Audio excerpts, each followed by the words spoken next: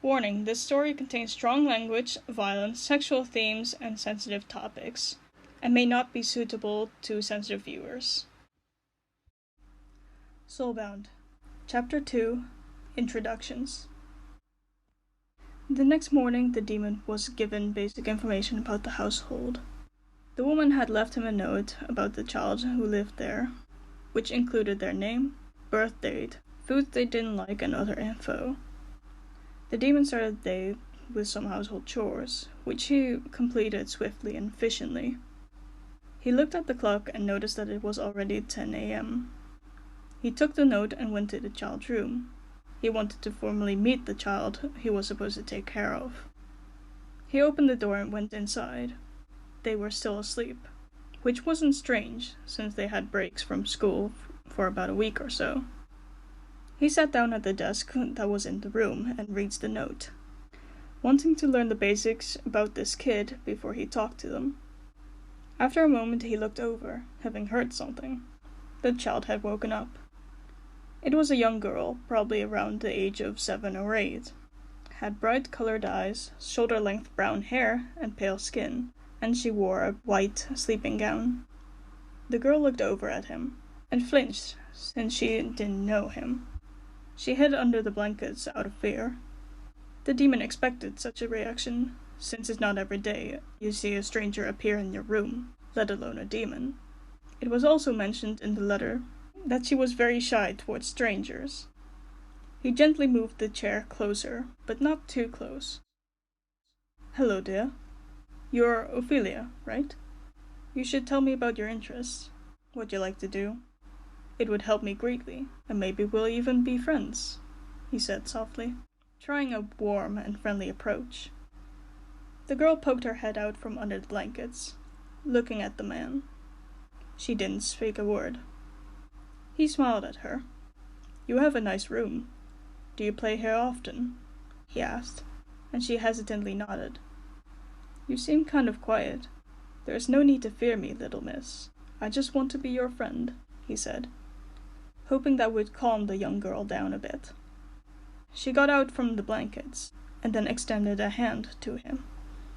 She was so small compared to people her age. The demon gently grabbed her hand. She felt warm, but he felt even warmer. "Shall I take this as a start, then?" he asked, and she nodded. He smiled a bit. "All right, then. I shall prepare you some breakfast. How does bacon and eggs with a small bowl of fruit sound?" The girl smiled, and nodded enthusiastically, which made the demon chuckle a bit. "Then it is settled. It shall be ready in a few minutes. Come downstairs when you're ready, my lady," he said, before getting up and going downstairs to make her breakfast. The demon sat across from the girl, watching her as she ate her breakfast. There was something he noticed, though, and that is that she had yet to utter a single word. Children her age aren't usually this quiet, are they? "My lady, may I ask you something?" he asked. She nodded and looked at him, giving her attention and listening to what he had to ask. "Why are you so quiet? Can you not speak?" he asked, but was met with no response. "Maybe she's still afraid of me. I suppose it's not strange, since we only met a moment ago.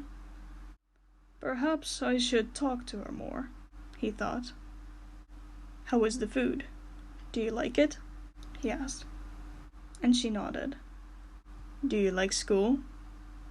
She didn't say anything. Is there anything you..." He got cut off. "Who are you?"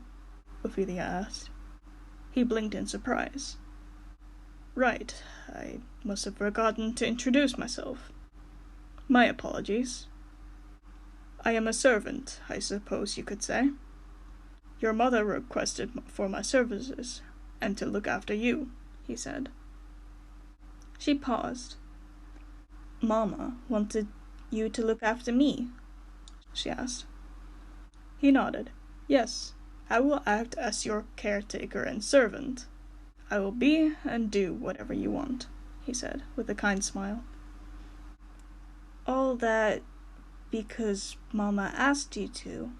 More or less so, yes, he said, glad that Ophelia was finally talking to him. So, what is your name, mister? She asked. He thought for a moment. He didn't really have an official name. You can call me whatever you like. I am all yours, he said. I get to name you? She asked. Yes, call me whatever you see fit, he said. Ophelia thought for a moment. What was she going to call him? What would his name be? How about Sebastian? It's okay if you don't like it, it's just the first thing that I could think of, she said, looking down a bit. He smiled at her. If that is what you wish to call me, then I have no objections. She nodded. Okay, she said with a smile.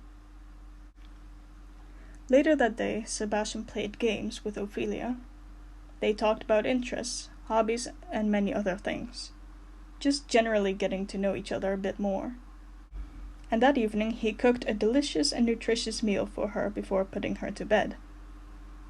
When Ophelia was sound asleep, Sebastian stayed in her room for a bit longer, sitting at her desk. He was writing some stuff down, and thinking deeply. The name Sebastian was written, and below it were other names, some of which were scribbled out. He suddenly had an idea, and wrote down his final decision. Sebastian Silas Black.